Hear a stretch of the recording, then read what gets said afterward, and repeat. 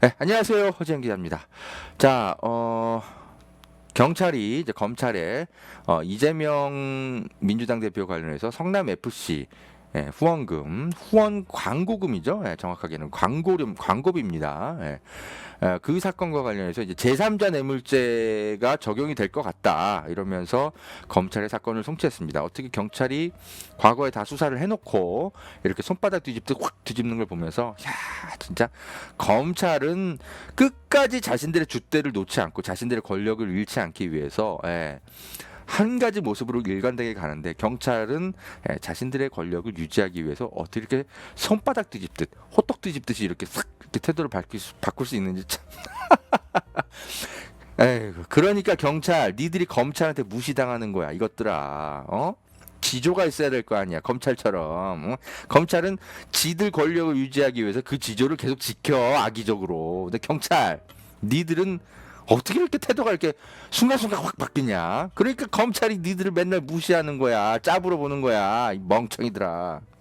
자 여러분, 경찰의 이번 수사, 검찰의 이제 수사 지휘를 받아가지고 아무튼 뭐 성남 FC를 좀 더 막 그 사건을 뒤집어 놨는데 제가 냉정하게 분석해 드릴게요. 객관적으로. 엉터리입니다. 재판 가면 다 깨져요. 하나하나 제가 논리적으로 분석해 드리겠습니다. 자, 허재현 기자의 모든 활동과 취재 여러분들의 소중한 후원으로 운영이 되고 있습니다. 늘 감사드리고요. 여기 제가 이렇게 늘 아래에 띄워두는 후원 계좌로 여러분들 인사 글 남겨주셔서 맨날 감사드리고요. 그리고 제가 이렇게 늘 이렇게 왼쪽에 띄워놓는 광고도 열심히 봐주셔서 고맙습니다. 여러분, 보험 어떻게들 가입하셨나요? 보통 아는 분들 통해서 묻지마 가입 많이들 하시죠? 저도 그렇습니다. 그러다 보니까 내게 꼭 필요한 보장들은 포함됐는지, 지금 내가 내는 보험료는 적당한지 모르는 경우가 태반이죠. 이런 분들을 위해 전문 보험 클리닉 업체 더 착한 보험 클리닉을 소개해 드립니다. 허재현 기자를 후원하시는 분들이 모여 있는 곳이니까 객관적이고 착한 상담 해주는 업체 같아요. 상담 받으실 때 허재현 기자 방송 보고 연락합니다 하고 말해보세요. 업체에는 제가 말해놓겠습니다. 이 광고는 허재현 TV 유튜브 방송 수익 구조 개선을 위해 마련되었습니다. 고맙습니다.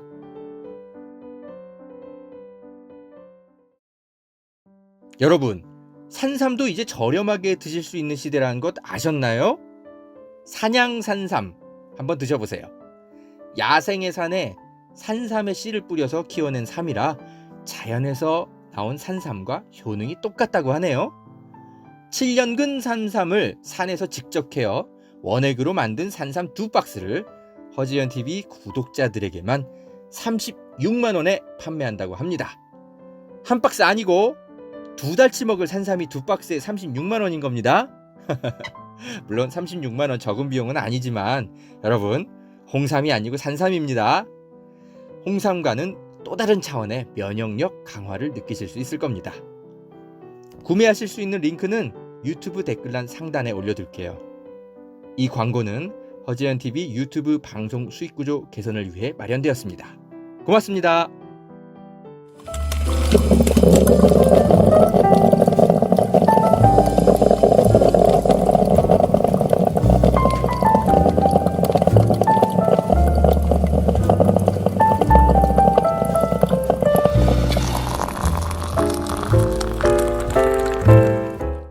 자, 이재명 민주당 대표 제3자 뇌물공여 혐의 이 성남 FC 사건 이걸 적용하는 건 차마 힘들지 않을까 저는 또 그렇게 예상을 했는데 검찰과 경찰은 늘 우리의 상상을 뛰어넘는 악의적 행보를 항상 보이는군요. 제3자 뇌물 공여가 혐의가 적용될 것 같다고 판단을 뒤집어 버렸습니다. 아이고 경찰 애쓴다. 그런다고 니들이 승진을 잠깐은 하겠지만 천년만년 갈 것 같냐? 우리 시민들이 다시 정권을 바꿔서 경찰을 또 정상화 시켜 놓을 테니까 기다려. 경기 남부 경찰청. 자 보세요. 일단은 뭐 언론 보도 내용은 좀 요약해 드릴게요. 자, 성남 FC가 예, 광고비를 받았어요. 두산건설한테 한 50억 정도 받았죠. 그게 이제 2014년, 뭐 2015년 뭐 그 사이에 하여튼 뭐 진행이 된 것 같은데 집행이 된 것 같은데 두산건설이 이제 가지고 있었던 성남의 이제 병원 부지 뭐 이런 게 있었는데 이게 이제 그 성남 FC 후원 직후에 상업시설로 실제로 이제 그 용도 변경이 되나 봐요. 예. 그게 이제 특혜다. 그러면서 50억. 그게 그러면 뭐냐? 이거는 이재명을 보고 두산이 제3자에게 뇌물을 준 거다. 그러니까 성남 FC는 제3자라고 볼 수 있잖아요. 이재명의 뭐 회사가 아니니까. 그러니까 이제 그런 식의 막 논리를 막 그저 가져온 거죠. 예. 그리고 성남시 다음해 7월 성남시는 두산그룹 사옥 신축과 계열사 이전 계획을 발표합니다. 자, 당시 용적률과 연면적 등을 3배 정도 성남시가 높여줬고 전체 부지의 10%만 공공시설로 받는 조건이었다. 같은 해 성남FC와 두산건설은 53억 규모의 이게 이제 광고해줬다라는 거야. 이게 후원금이라고 이제 억지를 부리는 거죠. 그리고 이제 이게 어떻게 성남 FC에 이제 광고 준 건데 이재명에게 흘러간 돈도 아니고 어떻게 이게 뇌물죄가 형성될 수 있죠? 제3자 뇌물죄. 요렇게 이제 경찰은 이제 요약을 한 거죠. 성남 FC에서 광고를 이제 기업들로부터 유치하기 위해서 노력한 이제 직원들이 있는데, 그 사람들이 3년간의 이제 성과금 중에 90%를 다 가져갔다. 근데 이 사람들이 공교롭게도 이재명 대표의 측근이었다. 뭐 이런 이제 논리를 펴니다. 그래요. 그래서 경찰은 인허가 대가로 받은 광고비가 이 대표의 측근들인 제3자에게 뇌물로 전달된 걸로 보고 있습니다. 이재명 대표와 당시 실무를 맡았던 성남시 공무원, 두산건설 전 대표 모두 뇌물을 주고받았다고 결론을 냈습니다. 그래요. 네. 이분들 이제 뭐 하나하나 또 사법 처리되는 걸 좀 지켜봐야 되겠네요. 자, 왜 이런 것들이 이제 뭐 논리적으로 뭔가 이게 연결고리가 있어 보이지만 실제로 재판 가면 이런 것들이 하나하나 다 깨질 수밖에 없는지 제가 하나하나 설명을 좀 다시 드리겠습니다. 일단은 먼저 이거부터 좀 제가 보여드릴게요. 이게 지금 KBS가 트위터에다가 이 부분을 썼는데 사실 좀 상징적이지만 되게 핵심을 좀 잘 짚은 것 같아서 제가 가져왔어요.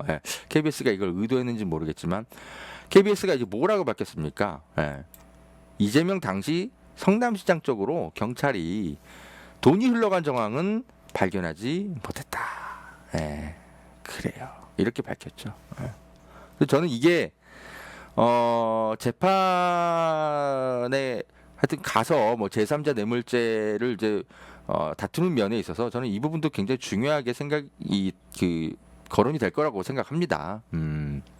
아까 이제 이재명의 이제 측근들이 성남 FC에 일하면서 뭐 성과금을 많이 받았다라고 얘기하는데, 그거는 말 그대로 성과금입니다. 노력에 대한 대가예요. 그래서 그런 것들이 이제 법정에서 그게 뇌물로 이제 확인이 되지 않는 한 이재명 당시 성남시장 쪽으로 돈이 흘러간 정황이다. 이렇게 검찰이 연결짓기는 어렵지 않을까 싶습니다. 아무튼 그렇게 경찰이 탈탈 털었는데도 정작 이재명에게 뭐가 흘러 들어간 돈은 하나도 나온 게 없어.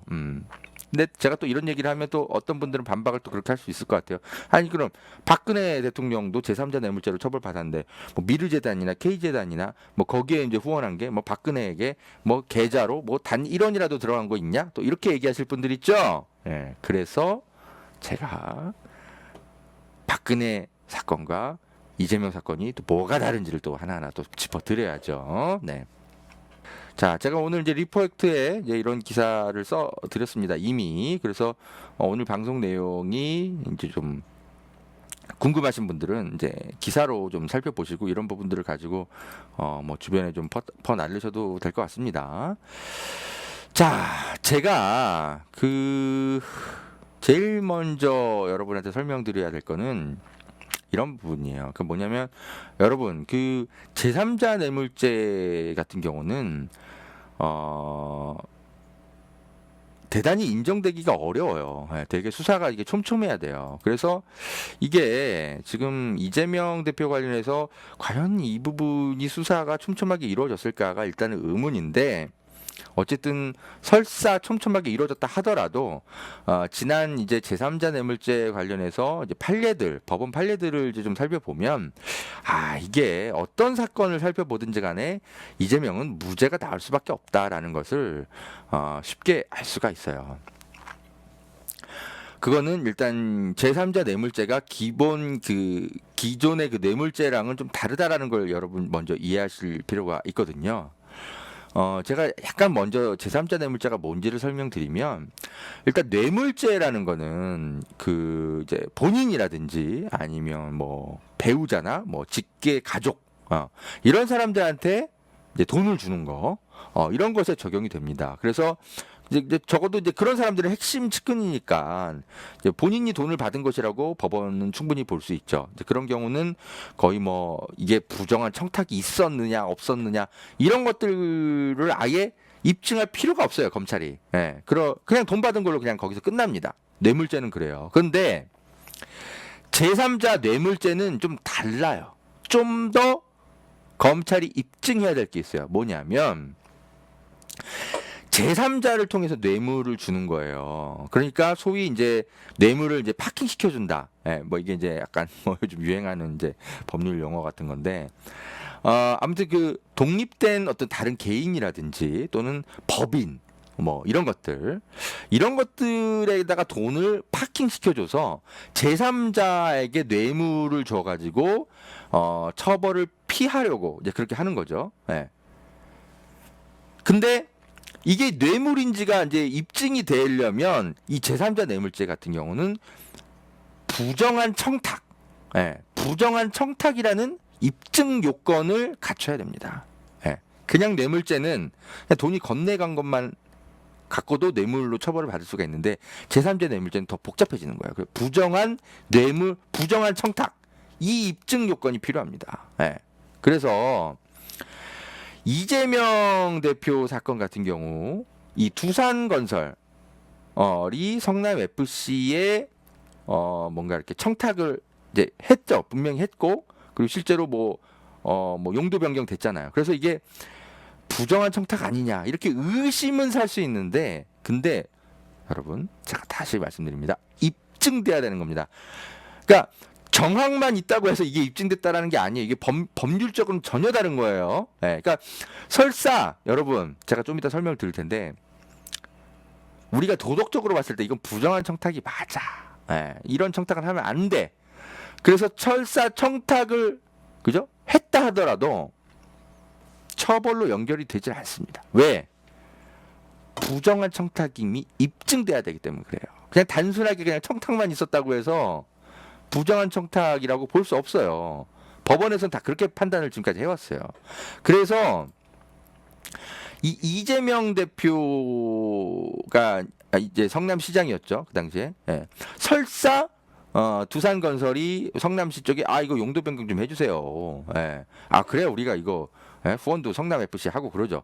설사 이런 게 있다 하더라도 이게 처벌로 연결되기는 대단히 어려운 법률적 쟁점들이 남는다는 겁니다. 다시 한번 말씀드리지만 청탁 자체가 중요한 게 아니라 부정한 청탁임이 입증돼야 되는 거. 요 두 개의 차이가 굉장히 중요합니다. 법률적으로는 그렇다라는 거예요. 제가 이제 그런 것들을 이제 하나하나 지금 설명을 일단 드릴 겁니다. 자, 잘 따라오시기 바랍니다.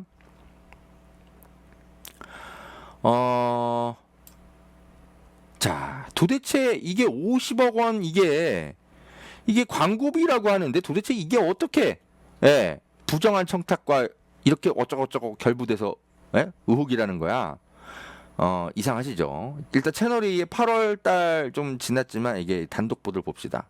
이게 이제 지금 경찰의 논리인데 채널 A가 어떻게 경찰 정보를 빼돌렸는지 8월 달부터 이런 보도들을 막 했었어요. 제가 잠깐 짚어드릴게요. 결국 채널 A의 이 보도는 경찰 수사 결과를 빼돌린 이 보도는 일단 정확한 걸로 보여요. 얘네들은 경찰, 검찰과 유착돼가지고 이런 걸 잘 빼돌린 것 같아.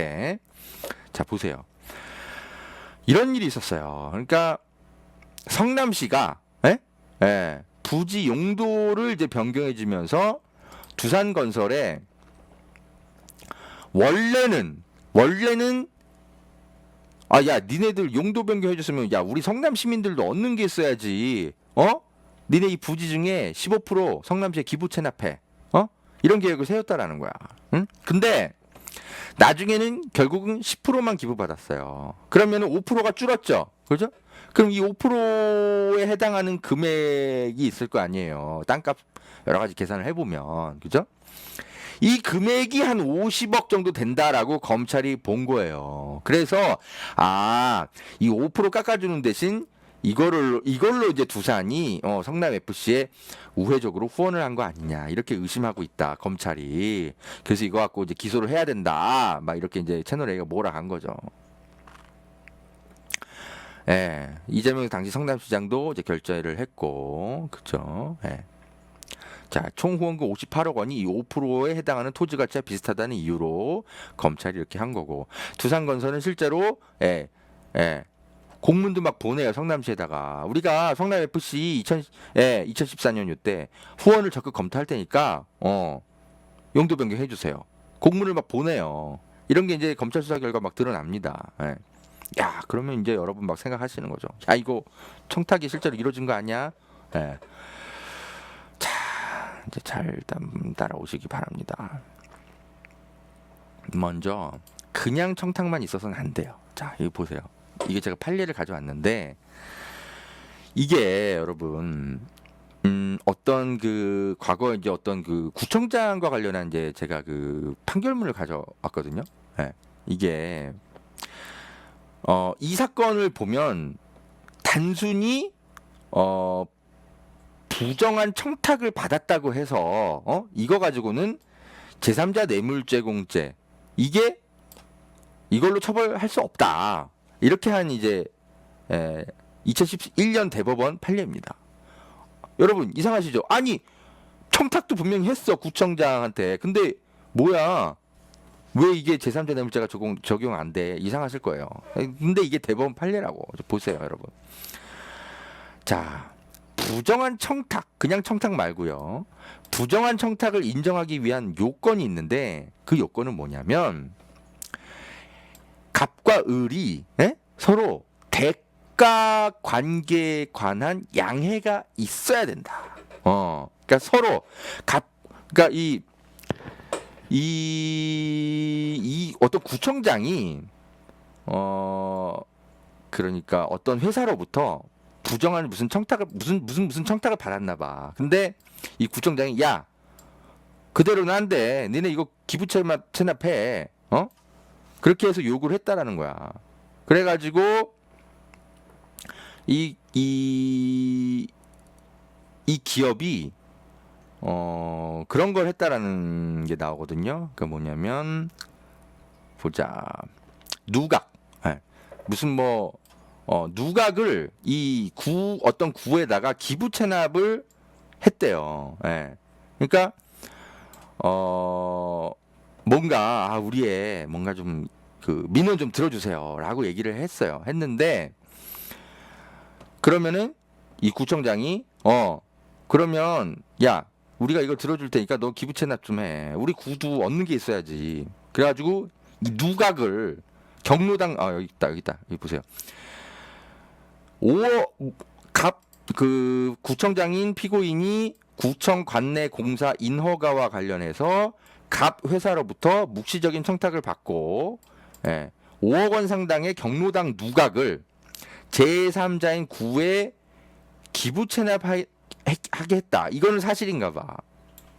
그렇게 해서 제3자 뇌물죄로 기소가 됐는데 근데 대법원에서는 어떻게 판단했냐면 대가 관계에 관한 양해가 있어야 된다. 둘 다.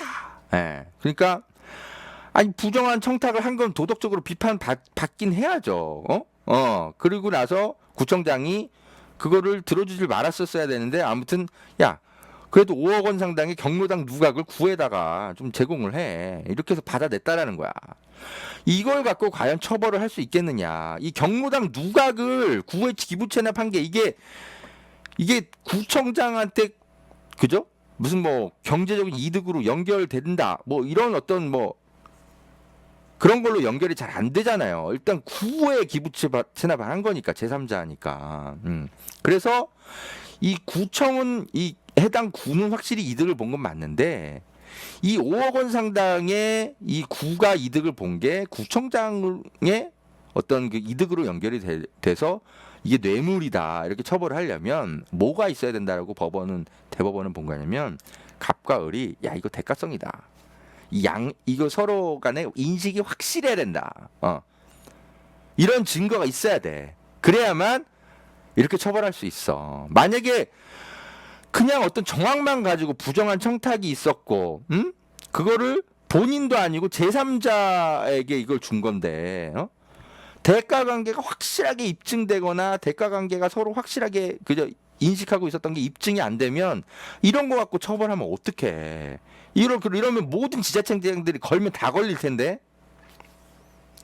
그래서 대법원이 이 대가 관계에 대한 양해, 이런 것들이 반드시 있어야 된다라고 본 거예요. 자 보세요. 당사자 사이에 청탁의 부정성을 규정짓는 대가 관계에 관한 양해가 없었다면 단지 나중에 제3자에 대한 금품 제공이 있었다는 사정만으로 어떠한 직무가 소급하여 부정한 청탁에 의한 것이라고 평가될 수는 없다. 대법원 판례가 이렇습니다. 여러분 이 대법원 판례에 대해서 이게 옳으냐 그르냐에 대해서는 여러분 각자 판단이 다를 수 있어요. 좀 더 엄격하게 봐서 처벌해야지. 여러분 뭐 이렇게 생각하는 사람도 있을 수 있어요. 그거는 존중. 그러나 어쨌건 대법원 판례는 이렇다라는 겁니다. 왜? 본인 뇌물죄가 아니고 제3자 뇌물제공죄니까. 좀 더 엄격한 요건을 둔 겁니다. 자, 다시 이재명 사건으로 돌아가 보세요. 성남FC에 광고료를 줬어요. 근데 그걸 가지고 이제 두산은 우리가 용도 변경 이런 거 좀 해주세요. 그래 우리가 이거 후원하죠. 성남FC에. 설사 이재명 시장에게 그 공문이 도착했다 하더라도 이재명과 두산 쪽이 서로 간에 이거는 대가성이고 이거 뇌물이고 이런 서로 간에 그런 인식이 있었다라는 것을 검찰이 입증을 해내야 됩니다. 그런 거 입증을 못 해내면 이런 판단이 나올 수밖에 없어요. 대법원 판례에 따라서. 근데 수사 결과 발표된 걸 보세요. 그런 걸 입증했다라는 게 내용이 하나도 없어.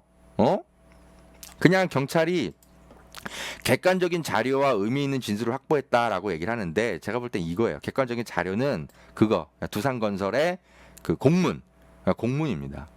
공문 있으면 뭐래? 백날 나오면 여기서도 입증이 됐다라니까. 부정한 청탁 인허가 좀 해달라고. 이게 각 회사로부터 묵시적인 부정한 청탁을 받고 5억 원 상당의 경로당 누각을 기부 체납하겠다. 이게 이제 바로 두산이 성남시에 보낸 그 공문에 해당하는 내용이에요. 이런 공문 백날 나오면 뭐해? 거기다가 뭐가 필요하다? 금품이 그 직무 집행에 대한 대가라는 점, 이런 것이 당사자들 사이에 공통의 인식이나 양해가 있어야 된다라는 거예요. 하나가 더 필요한 거예요. 무슨 말인지 아시겠어요? 공문 플러스 이거. 이제 이해가 좀 되십니까? 그래서 그냥 이 객관적인 자료, 두산이 성남시에 보낸 그 공문 확보됐다라고 해서 이게 인정되는 게 아닙니다.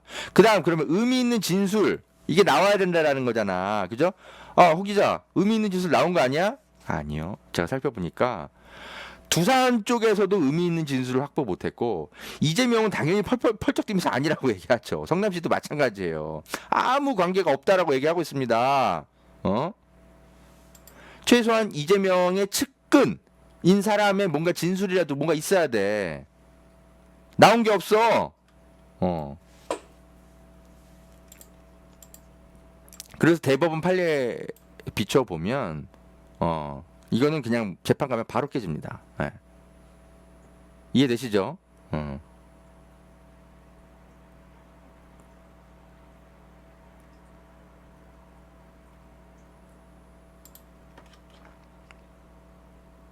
자, 변양균 전 청와대 정책실장의 사건을 좀 눈여겨 보시면 좀 더 이해가 쉬울 거예요. 이 변양균 전 청와대 정책실장, 이 사람이 예전에 그 제3자 뇌물죄로 기소가 돼서 처벌받을 뻔한 적이 있었더라고요. 예. 어떤 사건이냐면 한 10개 기업의 대표, 이런 경영자들을 접촉해가지고 변양균이 제 아는 신정아 씨라는 친구가 있는데 성공미술관장인데 너무 일을 잘해. 좀 잘 됐으면 좋겠어. 성공미술관에 좀 협찬 좀 해주세요. 예, 사회공헌 좀 하면 좋은 거 아니에요? 뭐 제가 돈 받는 것도 아니고 우리 사회에 공헌하는 건데 협찬을 요구했대요. 근데 이게 제3자 뇌물죄다. 이래가지고 재판에 넘겨졌어요. 근데 변양균이 이걸 갖고 무죄 판결을 받아요. 예? 법원의 논리가 이겁니다. 첫 번째, 아니 기업들이 이거 원래 이 사람들이 처음 그 이례적으로 어떤 미술관이나 이런 데 후원한 게 아니라 원래 이 기업들은 후원 활동을 해왔던 곳이야. 이걸 이례적으로 볼 수가 없어. 그리고 또 하나, 원래 후원이라는 거는 유력 인사의 부탁에 의해 상당수 이뤄지는 점, 이런 것들을 본 거예요. 그리고 이제 기업들이 변양균에게 부정한 청탁으로 후원금을 지급했다고 인정하기에는 뭐 진술이라든지 여러 가지 증거들이 부족하다. 예. 그리고 또 하나, 변양균이 신정아와 경제 공동체가 아니다. 사귀는 사이라고 볼 수 있는데 그렇다고 해서 경제 공동체라고 볼 수는 없는 거죠. 부부 관계가 아니니까. 그래서 결국은 변양균이 무죄를 받습니다. 자, 여기서 이제 이재명 사건과 관련해서 판단해 볼 거는 두 가지가 중요해요. 첫 번째, 판사가 그러니까 이렇게 얘기한 거. 기업들이 원래 성공미술관에 후원을 원래 많이 했잖아. 원래 기업들이 미술관에 원래 후원 많이 했는데 굳이 성공미술관에 또 후원했다고 이걸 이례적이라고 볼 수 있어? 아니잖아. 그리고 둘이 부부가 아니야. 변양균과 신정아는 경제 공동체 관계가 아니라고. 근데 이거를 어떻게 신정아가 관장으로 있는 그곳에 성공미술관에 후원했다고? 이게 제3자 뇌물죄야? 안 돼. 이건 무죄야. 변양균이 잘했다라는 건 아니지만 이런 거 갖고 처벌할 수는 없어. 판사가 그렇게 본 겁니다. 대법원 판례에 따라 이렇게 한 거예요. 자, 그러면 이거를 성남 FC 사건에 대입을 해 봅시다. 제가 뭐 굳이 말할 필요도 없이 여러분, 두산은 원래 각 분야에서 원래 사회공헌 활동을 해왔어요. 그죠? 두산 자체가 원래 스포츠 후원사의 이미지를 갖고 있는 그런 기업이란 말이죠. 야구 여러분 열심히 보시잖아요. 그럼 축구에는 후원하면 안 돼? 대단히 이례적이에요? 아니잖아요. 축구에도 후원할 수 있는 거지. 근데 그냥 막 후원금을 준 게 아니라 광고를 준 거야. 광고를. 광고는 원래 많이 해요. 기업들이. 이례적이지가 않다고. 예전에 이거 홍준표 보세요. 홍준표. 응? 홍준표가 열심히 발로 뛰어갔는지 어땠는지 여러 기업들로부터 경남 FC 이 후원금을 막 받아내. 그래서 같이 좋다고 사진도 찍고 그래요. 원래 기업들이 스포츠 그런 법인이나 이런데 후원을 많이 해요. 광고비든 뭐가 됐든 어떤 식으로든 다 해가지고. 그래서 이게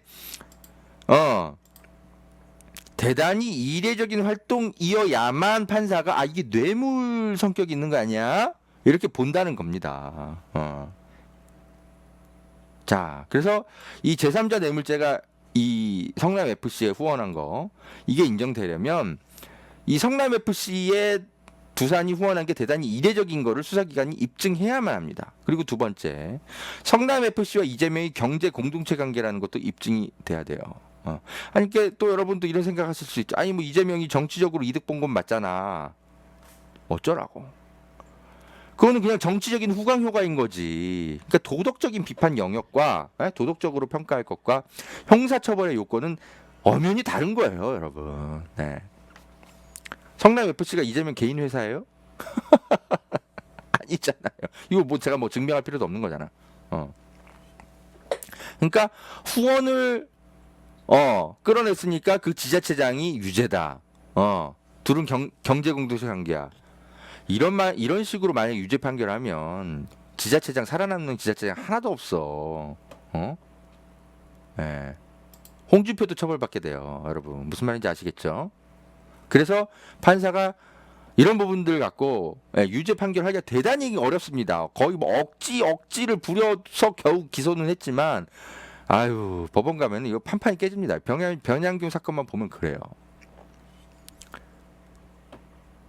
그럼 또 여러분 이런 얘기 하실 수 있죠. 아니, 거기 아까 허 기자가 이재명 측근들이 돈 받았잖아.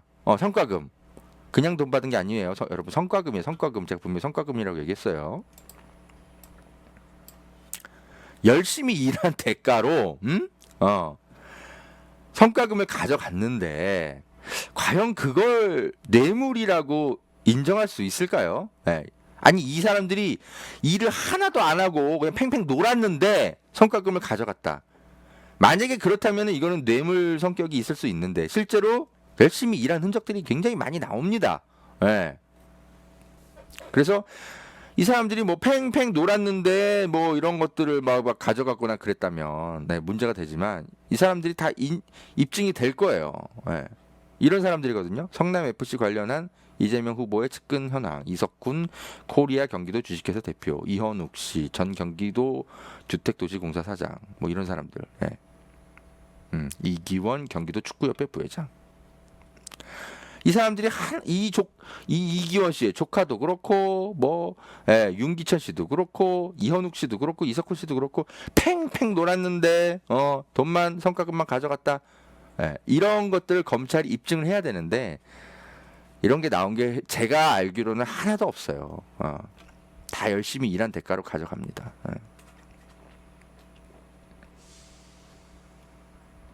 그리고 설사 이 사람들이 돈을 가져갔다 하더라도 이게 제3자 뇌물죄로 인정이 되려면 뭐가 있어야 된다, 여러분? 자, 5억 원 상당의 뭐 경로랑 누각이 뭐 기부 체납했고 뭐 이런 것들이 다 설사 증명이 된다 하더라도 뭐가 있어야 돼? 당사자 사이에, 그러니까 뇌물을 준 쪽과 뇌물을 그죠? 유해로 받았던 어떤 그 사람이나 다 공통의 인식이나 양해가 있어야 돼요. 이런 게 증명이 하나도 안 됩니다. 설사 이 사람들이 그래 성과금을 가져갔다 하더라도 무슨 말인지 아시겠죠? 자, 여러분, 박근혜 사건을 이제 떠올려 보면 박근혜는 이제 제3자 뇌물죄가 인정이 됐죠. 이 박근혜 제3자 뇌물죄 사건을 좀 다시 한번 분석을 해보면 이게 이재명이 무죄가 나올 수밖에 없는 게 좀 더 명확해집니다. 좀 더. 자, 제가 리포액 때 이제 좀 가급적 간단하게 이제 써드렸는데 핵심은 이겁니다. 이 미르재단이 그리고 K스포츠 재단 이런 데다가 박근혜가 이제 대기업들한테 압력을 행사해가지고 수십억 원씩 받아낸 거죠. 그래서 이게 제3자 뇌물죄가 인정이 된 건데 이 미르재단하고 K스포츠 재단 여기를 통해 이제 돈을 받은 게 이제 박근혜가 유죄가 나온 게 왜 그런 거냐면 이거는 사실상 거의 그 박근혜 패밀리 경제 공동체라고 볼 수 있는 사람들의 그냥 사적 소유나 다름없는 그런 재단들이기 때문에 판사가 이건 좀 다르게 본 거예요. 근데 성남 FC를 어떻게 미르재단이나 K스포츠 재단이랑 같이 볼 수가 있어요. 아무리 봐도 이거는 좀 너무 억지잖아. 그래서 어떤 분들이 이제 이런 이제 그 커뮤니티 이런 걸 올렸더라고요. 이 잘 정리를 했더라고. 미르재단하고 성남 FC는 다릅니다. 소유자가 박근혜 비선, 그러니까 경제적 공동체 관계에 있는 최순실 씨랑, 예, 최순실 씨가 사실상 소유하고 있는 게 미르재단이에요. 근데 성남 FC는 성남 시민 소유야. 이게 너무 명백하잖아요. 완전히 다른 재단입니다. 그리고 미르재단에는 그저 돈을 기부를 했는데 이거는 그냥 사실상 공짜로 그냥 다 그냥 돈을 알아서 쓰세요 하고 그냥 갖다 준 거고, 성남 FC에는 그냥 광고비를 준 거예요. 광고비를. 완전히 달라요. 예. 박근혜가 유죄 나왔으니까 이재명도 유죄겠지. 이게 미르재단하고 성남 FC 재단 자체가 완전히 성격이 다르기 때문에 판사가 이거를 같이 볼 수가 없어요. 검찰에 거의 그냥 억지 논리인 거죠. 아무리 봐도. 그리고 또 하나 이제 중요한 게 뭐냐면, 이 재단의 성격도 문제지만 이 재단에 돈을 갖다 바친 그 기업들의 증언입니다. 예, 증언. 박근혜 재판 때는 여러분, 기업 대표들이 나와가지고 아 이거 사실상 나 압력으로 느꼈다 이렇게 얘기를 한 게 나와요. 많이 엄청 나와. 제가 그 증언들을 좀 찾아봤는데 2017년에 여러분 보세요. 이 기사인데, 예, 이게 당시 이제 재판에 출석한 두산그룹, 제가 일부러 두산그룹 사장의 그 증언을 갖고 왔어요. 청와대 압력을 느껴가지고 우리가 미르재단에 출연을 한 게 맞습니다. 이렇게 증언을 해요. 두산그룹의 어떤 사장이 나와가지고 서재환 당시 금호아시아나 부사장이 전화가 와가지고, 예, 아 정경련에서 연락이 곧 갈 건데요. 왜 연락이 가냐면 그 미르재단 있잖아. 거기를 이제 박근혜 이제, 예, 우리 대통령께서 사실상 설립을 한 건데 BH 지시사항이다. 예. 그래서 여기다 출연을 해야 될 것 같다. 안 하시면 큰일 날 것 같다. 박찬호 정경련 전무가 이렇게 말을 했다라고 한 거예요. 그래서 두산그룹 입장에서는 야 어떻게 2, 3일 내에 갑자기 재단 출연을 결정하라는 거야. 이거 전례가 없는데. 근데 이거 출연 안 하면 큰일 나겠구나 싶어가지고, 예, 출연을 했다라고 증언을 합니다. 이런 증언이 나온 거예요. 박근혜 재판 때는. 예? 포스코 볼까요? 권오준 씨. 권오준 포스코 회장도 비슷한 증언을 합니다. 청와대 요청에 압박을 느껴서 제가 기금을 출연했어요. 인허가 문제에 우려가 있을 것 같아가지고. 그리고 얘네들이 그냥 뭐 압박이라고 오해를 한 거 아니냐, 이렇게 또 최순실 쪽으로 주장을 했죠. 근데 안종범의 뭐 메모도 그렇고 뭐 온갖 그 일정들 뭐, 예, 그런 것들에서 실제로 이게 얘네들이 단순 오해한 게 아니라 실제로 압력을 행사했네라는 게 인정이 다 재판 때 됩니다. 보세요. 안종범이 정경련 이승철 부회장에게 연락해서 이렇게 말을 합니다. 청와대에서 문화재단과 체육재단을 만들려고 하는데 대통령께서 기업 회장들에게 이야기를 했다고 하니 확인해보면 알고 있을 것이다. 그죠? 그러자 정경련이, 4대 그룹 임원들에게 이렇게 설명합니다. 안종범 경제수석이 그러는데요. 한 300억 원 규모의 문화재단과 체육재단을 만들어야 하니까 정경련이 모금을 해달라고 합니다. 다 이런 게 지금 다 인정, 뭐 증거들이 뭐 한두 개 나오는 게 아니에요. 그래갖고 결국은 이 기업들이 실제로 돈을 낼지 안 낼지 알 수가 없으니까 박근혜가 한 명 다 청와대로 부르죠.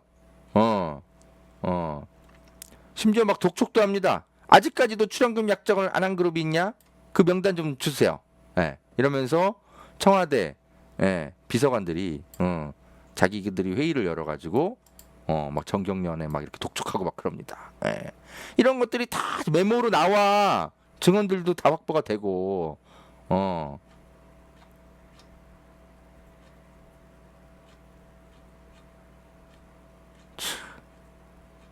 그렇게 해서 이렇게 기업들한테 이렇게 뜯어낸 게 다 이게 다 입증이 됩니다. 그러니까 얘네들이 오해한 거예요. 우리는 압력을 넣지 않았는데. 이런 게 안 통한 거죠.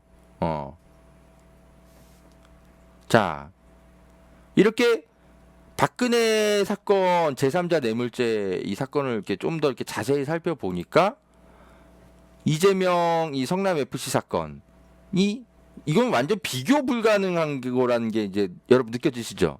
예. 아니 두산그룹에 어떤 임원이 이거 후원 안 하면 우리 두산 큰일 나겠다. 인허가 문제 생기겠네. 압력을 느끼고 뭐 이런 증언 하나 나온 게 있어요. 아니 오히려 두산이 공문을 보내 대놓고 오히려 이재명을 겁박한 거 아니야 그거는? 이재명 쪽이 겁박하는 게 아니라 야 이 성남 FC 후원 안 하면 니네 가만 안 둬. 이렇게 겁박한 게 아니라 오히려 두산이 더 배짱을 부려요. 공문을 대놓고 보냅니다. 우리가 이거 후원하려면 우리도 얻는 게 있어야죠. 이러면서 오히려 배짱을 부린단 말입니다. 두산건설이.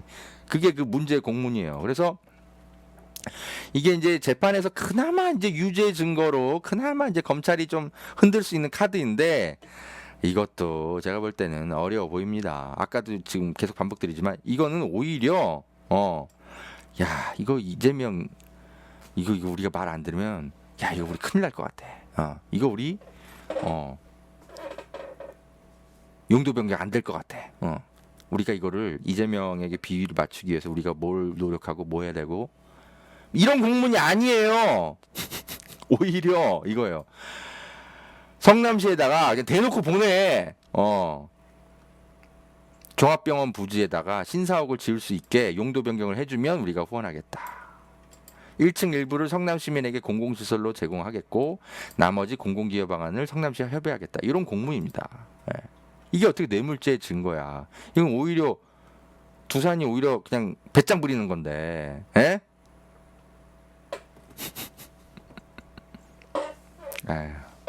그러니까 이제 이게 이제 물적 증거라고 이제 검찰은 얘기하는데 설사 이게 물적 증거라고 해도 여러분 제가 다시 한번 반복드리지만 뭐가 있어야 된다? 당사자 사이에 공통의 인식이나 양해. 이거 뇌물이다라는 대가성이다.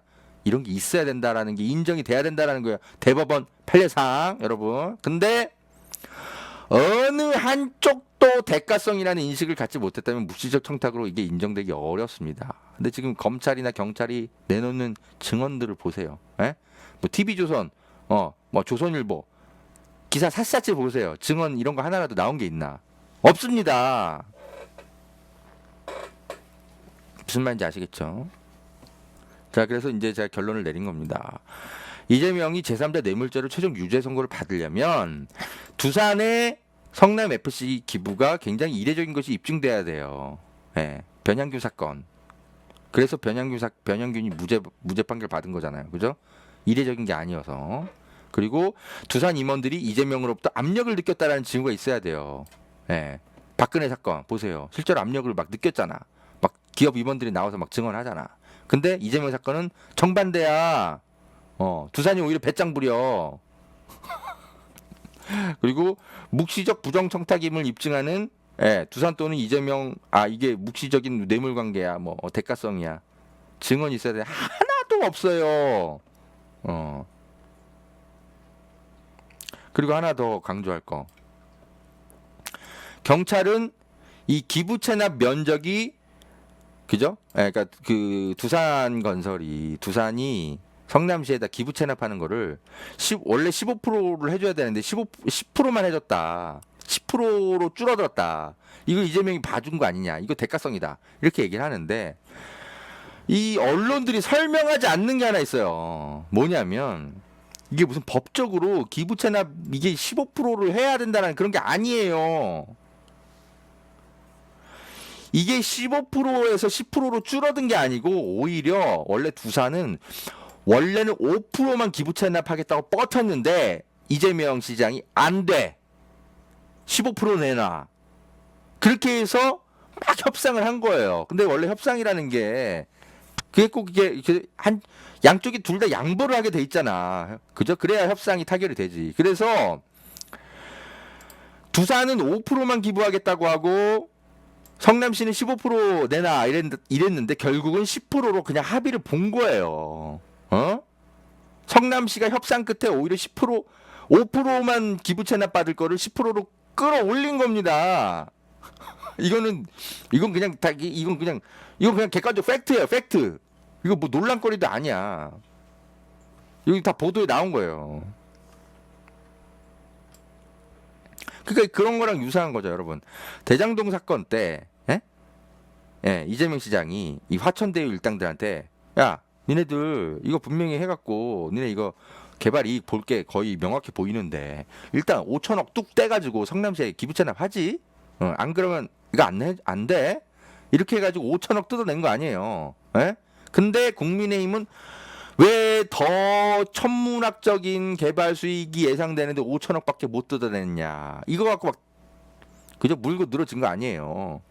5천억이라도 고정 수익을 확보한 게 어딘데? 이것도 똑같은 거죠. 응? 아니 이재명이 15%가 됐든 20%가 됐든 기부 체납하려면 더 뜯어냈어야지. 어떻게 10%밖에 못 뜯어내? 이걸 갖고 지금 비판을 하는 거죠. 그리고 이걸 갖고 처벌하겠다라고 하는 거죠.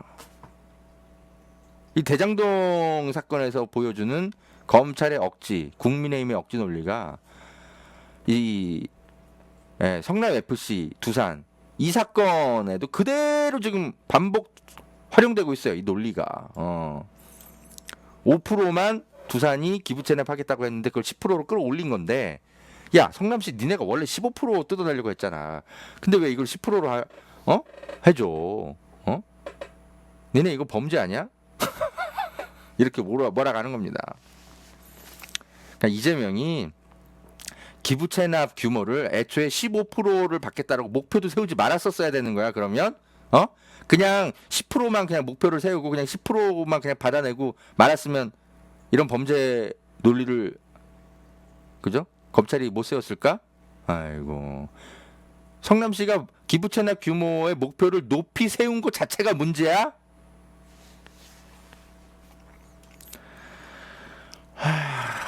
참